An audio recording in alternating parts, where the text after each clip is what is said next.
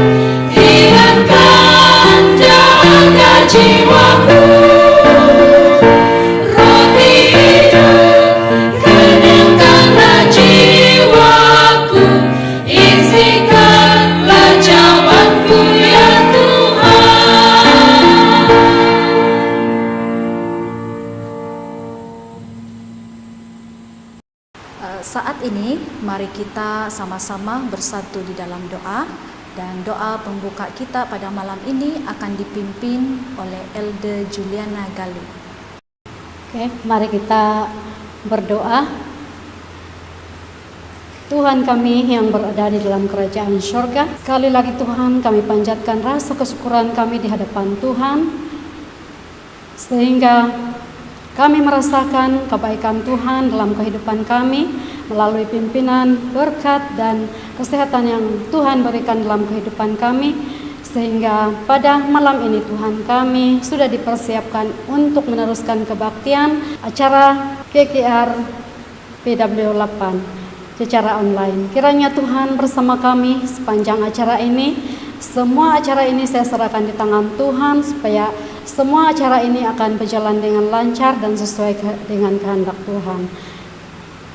Tuhan, saya berdoa juga khusus untuk pembawa penceramah kami pada malam ini. Tuhan, kiranya Engkau menyertai dan memberikan kesehatan dan hikmat kebijaksanaan dari surga, agar Dia dapat menyampaikan pelajaran ini dengan baik, dan setiap kami yang mendengar firman Tuhan pada malam ini, baik di mana saja keberadaan di masa ini Tuhan, agar kami sama-sama dipersiapkan untuk mendengar firman-Mu, dan seterusnya firman itu menjadi berkat dalam kehidupan kami dan mengangkat jiwa kami lebih dekat dengan Tuhan. Banyak kekurangan dalam hidup kami Tuhan, tapi saya perserahkan di tangan Tuhan semuanya ini. Biarlah Tuhan yang Maha mengetahui segalanya, dan semua ini saya serahkan di dalam nama Yesus Kristus yang menjadi juru selamat kami. Amin. Sebelum kita mendengar firman Tuhan pada malam ini, kita akan mendengarkan satu lagu istimewa yang akan disampaikan oleh kumpulan pelayanan wanita daripada daerah Mantub.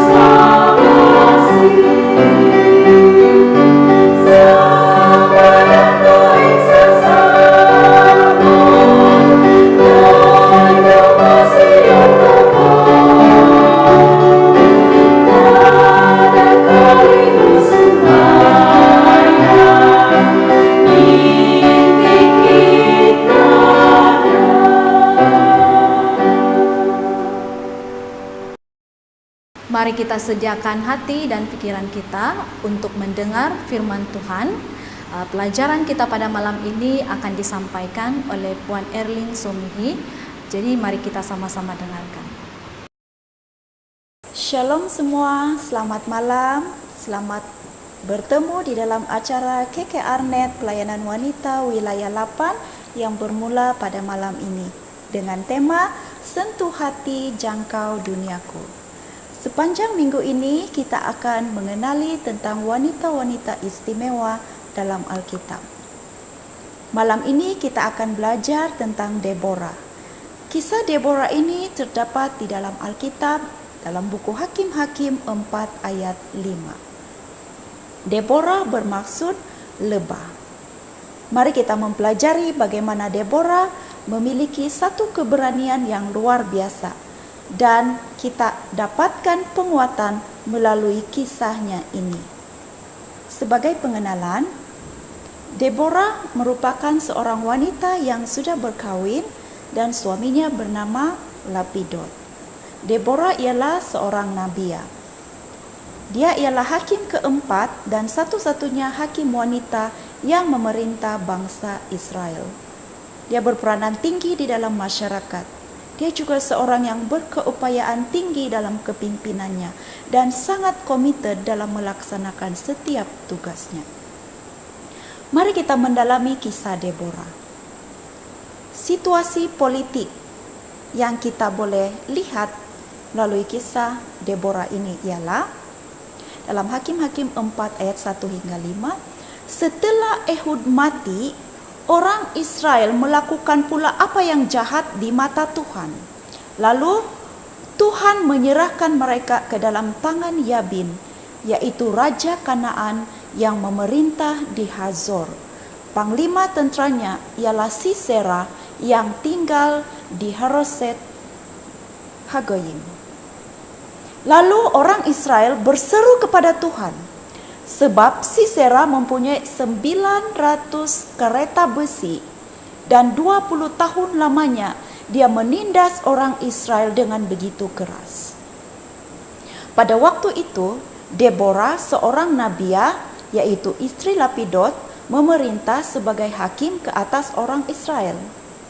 Dia biasa duduk di bawah pohon kurma di antara Rama dan Betel di pergunungan Efraim, dan orang Israel menghadap dia untuk berhakim kepadanya. Kita lihat pula apa arahan Deborah kepada Barak.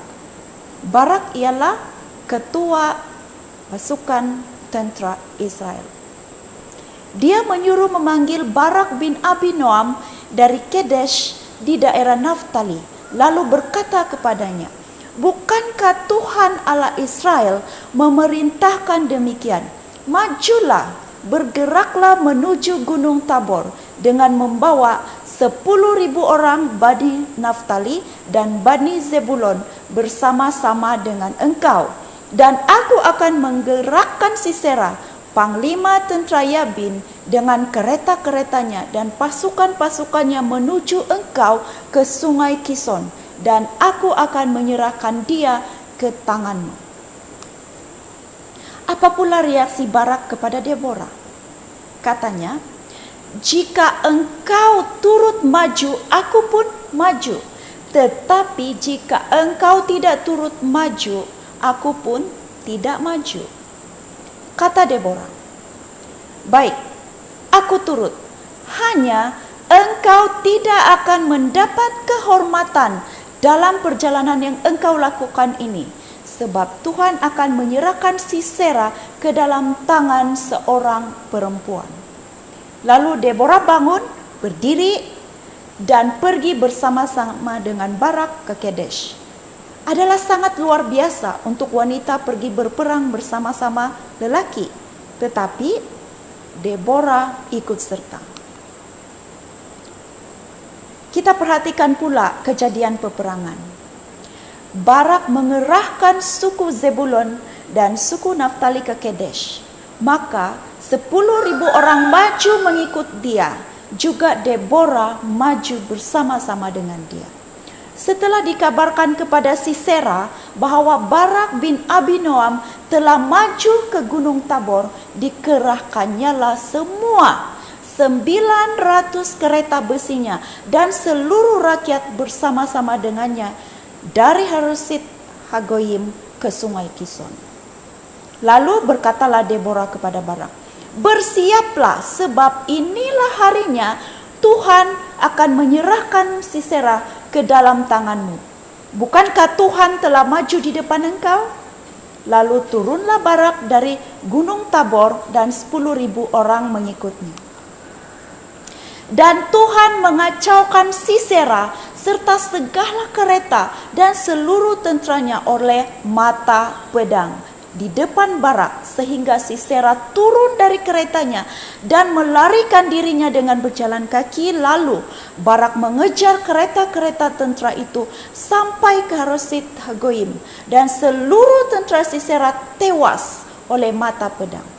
Tidak ada seorang pun yang tinggal hidup. Kita perhatikan pula kisah yang seterusnya, kisah tentang seorang wanita bernama Yael dan peranannya di dalam cerita ini. Sisera melarikan diri ke kemah istri Heber, orang Keni itu, sebab ada perhubungan baik antara Yabin Raja Hazor dengan keluarga Heber. Wanita itu bernama Yael. Yael keluar mendapatkan Sisera dan berkata kepadanya, "Singgahlah tuanku, silakan masuk. Jangan takut." Lalu singgahlah ia ke dalam kemah Yael, dan Yael menutupinya dengan selimut. Sisera meminta air minum kerana haus. Lalu Yael membuka kirbat susu dan diberikannya kepada Sisera. Sisera menyuruh Yael berdiri di depan pintu kemahnya, dan apabila ada orang yang datang dan bertanya, dia harus menjawab, tidak ada orang lain yang datang ke kemahnya. Lalu Sisera pun tertidur karena terlalu kelelah. Setelah itu, Yael mengambil patok kemah dan palu, lalu mendekati Sisera secara perlahan-lahan, dan dilantaknya patok itu masuk ke dalam pelipisnya sampai tembus ke tanah. Lalu matilah Sisera. Pada ketika itu, datanglah Barak yang mengejar Sisera. Keluarlah Yael dan menunjukkan Sisera kepadanya. Maka begitulah kisahnya. Allah pada hari itu menundukkan Yabin Raja Kanaan di depan orang Israel. Dan kekuasaan orang Israel kian keras menekan Yabin Raja Kanaan itu sampai mereka melenyapkannya. Kita perhatikan pula apa reaksi rakyat apabila melihat kejayaan Deborah dan Barak. Deborah, Barak dan seluruh rakyat sangat gembira dan bersyukur sambil memuji Tuhan, kerana para pahlawan di Israel pada waktu itu telah sangat siap sedia berperang dengan sukarela kerana mereka percaya bahwa Tuhan menyertai mereka. Pendek kata, mereka memberikan pujian syukur kepada Tuhan. Apa yang boleh kita pelajari ataupun yang menjadi teladan melalui Deborah? Deborah ialah seorang wanita yang berani. Selalunya tiada yang sanggup mengorbankan kehidupan mereka kerana kebenaran. Tetapi Sisera, dia menghadapi musuh yang kelihatannya sangat sukar untuk diatasi. Dia tidak menunjukkan rasa takut, tetapi dia mendorong Barak untuk maju. Dan dia seorang pemimpin yang sangat berani. Deborah juga sentiasa mendengar panggilan Tuhan. Dia seorang yang takut dan sentiasa bersandar sepenuhnya kepada Tuhan. Ia merupakan satu panggilan dan anugerah Allah dalam hidup seseorang yang membawa mereka terlibat dalam pelayanan Tuhan. Jantina tidak menghalangnya. Ketika kita membaktikan atau menumpukan diri kita kepada Tuhan dan mencari wajahnya, kita akan dipersiapkan untuk menggenapi rencananya dalam hidup kita. Deborah juga mempunyai kemampuan untuk memberikan inspirasi dan dorongan kepada orang lain. Dalam kisahnya, Deborah memerintahkan Barak, yaitu pemimpin tentera di Israel, untuk menyerang Sisera, yaitu seorang panglima tentera musuh yang melawan Israel. Barak takut untuk maju berperang dan mendesak Deborah untuk ikut serta dengannya. Dia yakin bahawa kehadiran Deborah akan menjamin kemenangan. Inilah rasa hormat dan kepercayaan yang dimiliki oleh orang-orang Israel terhadap Deborah. Dia adalah wanita kepunyaan Allah dan semua orang mengetahuinya. Pada malam ini mari kita renungkan. Mari kita tanyakan kepada diri kita sendiri, bagaimana reaksi saya apabila diberikan cabaran? Bagaimanakah saya boleh menjadi lebih rela untuk pergi dengan bersemangat, mempercayai Tuhan untuk menguatkan saya dengan bakat dan kemampuan yang saya perlukan, supaya dapat melaksanakan tugas yang harus saya lakukan. Yang seterusnya, fikirkan ketika kita diberikan sesuatu tugas yang kita rasa tidak mampu untuk dilakukan, kepada siapakah kita meminta pertolongan? Sambil kita merenungkan itu, mari kita perhatikan apa yang boleh kita aplikasikan daripada kisah Deborah ini. Sahabat-sahabat sekalian, Saudara-saudari dalam Kristus, mari kita dengarkan panggilan Tuhan dan marilah kita menerima panggilan itu. Tidak kira para wanita, tapi kepada semua yang sedang mendengarkan firman Tuhan pada saat ini. Mari kita pertimbangkan bagaimana Tuhan memanggil kita untuk terlibat di dalam pelayanan khusus di gereja atau komuniti kita. Biarlah kita saling membantu antara satu dengan yang lain di dalam pelayanan. Yang seterusnya, mari kita mendorong orang lain untuk menerima panggilan Tuhan dalam hidup mereka juga. Sebagai kesimpulan, wanita mampu memiliki posisi yang tinggi dalam jabatan yang penting tanpa mengabaikan tugas dan tanggung jawab lain sebagai seorang istri, seorang ibu, dan sebagai seorang suri rumah tangga. Jangan lupa, kita harus memainkan peranan untuk mendidik anak-anak kita dengan sebaiknya, agar mereka juga boleh menjadi satu saluran berkat kepada orang lain kelak. Wanita tidak hanya terikat untuk mengurus rumah tangga, tetapi boleh berkarya di dalam pelayanan dan pekerjaan Tuhan. Seperti Deborah yang tidak mahu keberadaannya sebagai seorang wanita membataskan pelayanannya, walaupun kenyataannya dia hidup pada zaman di mana para lelaki mendominasi segala hal.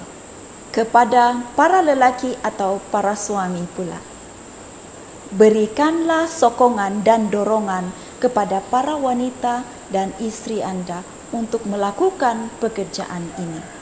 Sekarang, Tuhan tidak lagi menyuruh hamba-hambanya untuk berperang, tapi Dia meminta kita untuk berperang secara rohani.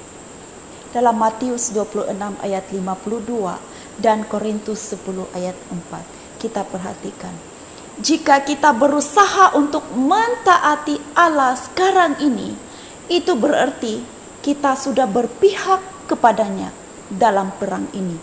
Tapi kita harus berani, karena yang berpihak kepada Allah akan mengalami banyak penganiayaan.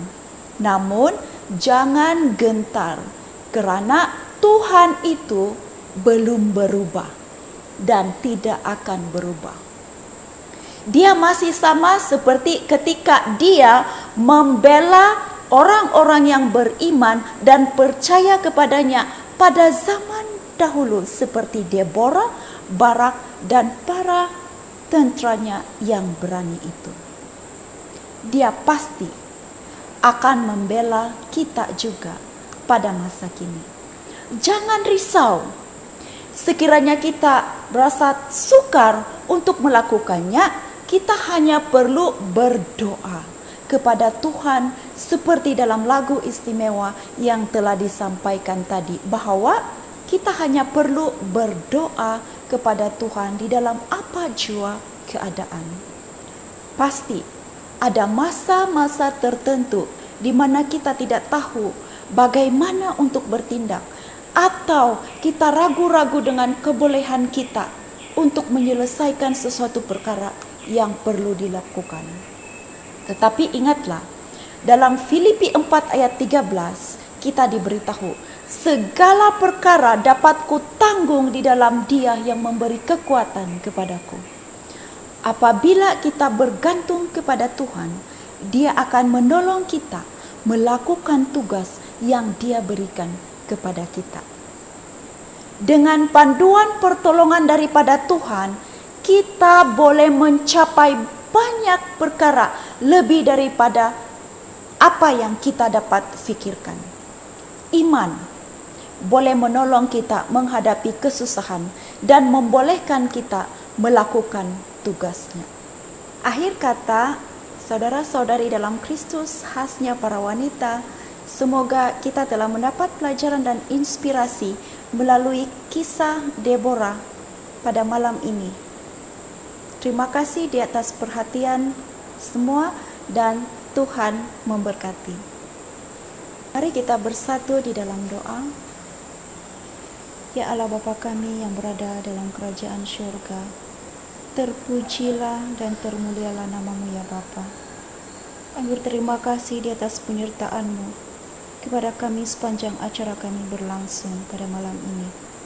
Pada saat ini, kami merendahkan hati dan pikiran kami, memohon keampunan daripada-Mu ya Bapa.